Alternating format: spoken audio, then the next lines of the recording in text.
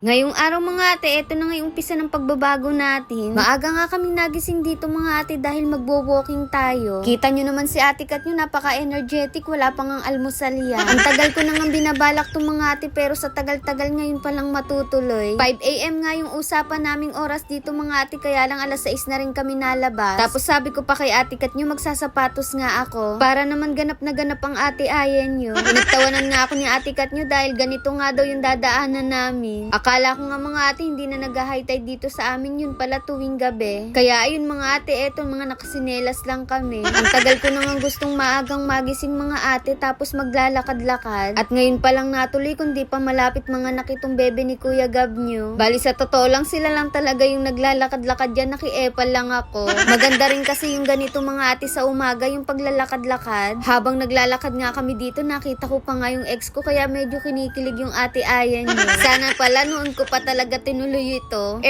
Walang ganon. Ano nyo naman mga ate, napakaganda nga yung pagsikat nung araw. Kasing ganda netong naglalakad na to.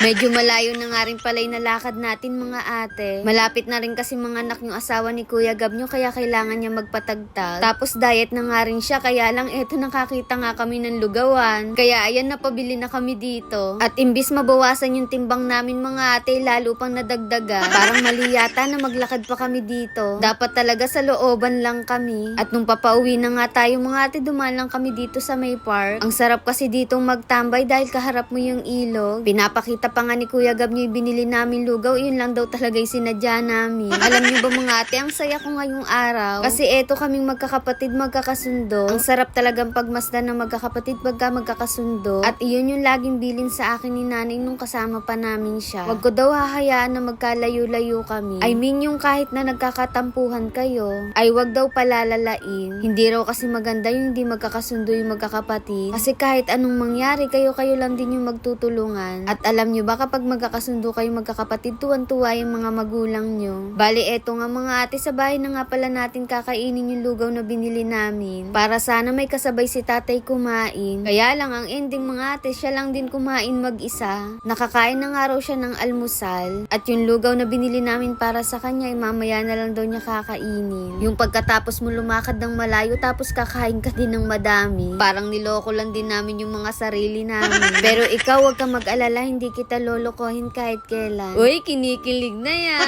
So ayun nga mga ate, binilan pa nga kami dito ni tatay ng puto. O diba may pasalubong kami kay tatay, may pasalubong din siya sa amin. Ang sarap nga ng kain namin dito.